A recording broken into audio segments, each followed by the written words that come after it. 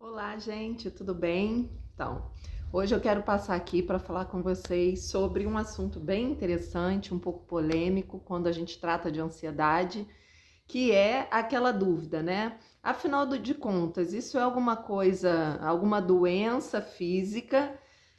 Isso é coisa só da cabeça? Isso é coisa lá do emocional?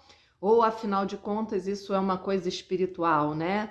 Então, é um assunto até um pouco polêmico, né? Há muito tempo atrás, há muito não, né? Há pouquíssimo tempo atrás, e talvez em alguns lugares isso ainda seja uma realidade, mas as pessoas, por exemplo, que eram cristãs, tinham vergonha de falar que tinham ansiedade e depressão, com medo de serem taxadas como alguém que estava ali endemoniada, né? Sofrendo alguma influência maligna e tal. E, e então fica essa pergunta, né? Será que isso acontece no nosso corpo? Será que isso está acontecendo na nossa alma, no nosso emocional? Ou é uma coisa espiritual? E eu quero começar assim, dizendo para vocês que nós somos um ser triuno, né? De qualquer forma, independente se isso está acontecendo no corpo, no emocional ou se é algo espiritual, de qualquer forma nós somos afetados, porque nós não somos um ser separado, nós somos triunos, nós temos corpo, alma e espírito, mas somos um só, né? Nós somos um ser só. Então, se, por exemplo, se o meu corpo é afetado com alguma doença, seja ela qual for, todo eu vou sentir como um todo. Se o meu emocional está abalado por algum motivo, a minha mente está sofrendo algum tipo de ataque, né? A minha mente não está legal, eu vou sentir isso como um todo. E se eu estou sofrendo algo espiritual, eu também vou sentir isso como um todo, né? Então, a gente precisa, primeiro de tudo, entender que, independente de onde está vindo, a gente é um ser completo, triuno, porém completo. Então, de qualquer forma, eu vou sentir. Então, vamos abordar cada parte dessa separadamente, que é muito interessante, né? Porque, por exemplo, quando a gente fala de uma doença que ainda não é possível ser diagnosticada com um exame, por exemplo, naturalmente as pessoas descartam aquilo como uma doença e tratam aquilo apenas como algo da cabeça da pessoa, do emocional da pessoa. E isso não é correto. A ansiedade e a depressão, elas são uma doença, uma enfermidade, elas são classificadas como uma doença, tá? E como qualquer doença, ela precisa de tratamento. Existe já alguns exames de sangue, por exemplo, que já conseguem detectar, por exemplo, uma esquizofrenia, que até então, isso é coisa de maluco, né? Ninguém entendia aquilo como realmente uma doença física que precisa de um tratamento. Agora, quando aquilo começa a aparecer, ser diagnosticado em um exame de sangue, e aí, aquilo fica, parece que mais concreto, né? Então, assim, não rotule alguém que tem ansiedade, que sofre crises de pânico ou depressão, ou bipolaridade, não rotule aquela pessoa como alguém fraca, alguém que se entregou, alguém. Não, gente, é uma doença. A pessoa às vezes não tem culpa, né, de ter aquilo. Ninguém de repente é tão cruel, né, de fazer isso com diabético.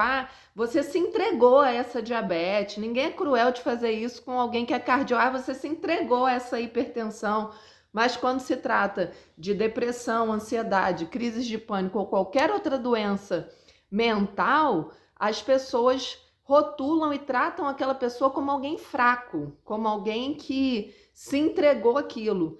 E eu posso te garantir que, assim, se tem uma palavra que não combina com quem enfrenta esse tipo de problema, é fraco, né? A pessoa, para lidar com esse tipo de problema, ela acaba sendo e precisando se tornar alguém muito forte, porque não é fácil você lidar com os sintomas que a ansiedade traz, com os sintomas, não é fácil lidar com a depressão, tanto é que muita gente infelizmente acaba se entregando, né, e desistindo de lutar pela vida, porque assim, é muito sofrimento, é muita dor, é muito desgaste físico, mental, emocional. Então a pessoa acaba precisando se tornar alguém forte. Então, não rotule essa pessoa como alguém que é fraco e que não está lutando contra aquilo. Assim, na verdade, a pessoa que sofre de ansiedade luta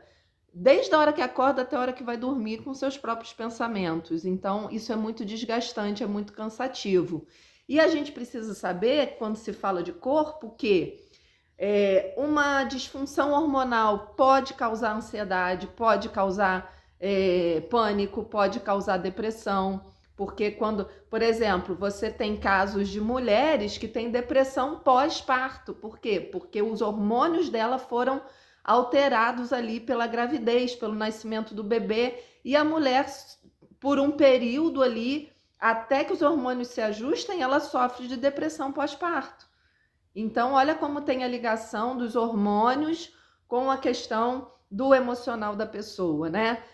A famosa TPM, né? Que a pessoa fica de mau humor ou que a pessoa fica um pouco mais cabisbaixa e tá, tô de TPM, tá?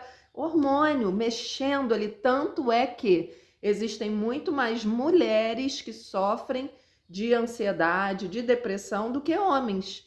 Proporcionalmente é muito maior. Por quê? Porque a mulher lida com a questão hormonal muito mais do que o homem, tá? Então, assim, existem questões genéticas, de uma predisposição genética para aquilo, né? Quando existe casos já na família, pai, mãe, avós, enfim, na genética já vem uma predisposição, e aí é óbvio que as circunstâncias da vida, aquilo que a pessoa viveu, passou, viu, ouviu, aquilo vai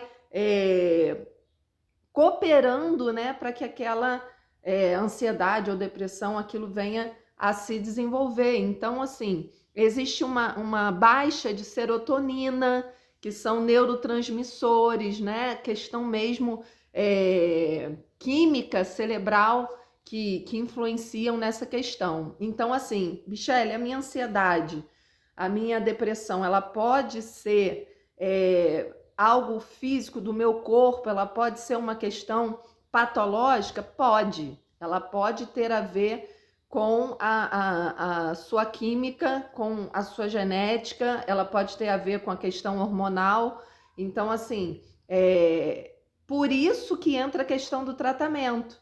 Porque se não fosse uma doença, não precisava de remédio. Mas porque é uma doença, muitas das vezes você vai sim. Não adianta ter preconceito, não adianta ter resistência, não adianta ter medo de tomar o remédio. É uma doença. Então você vai precisar tomar o remédio para que seu organismo volte a funcionar da maneira correta.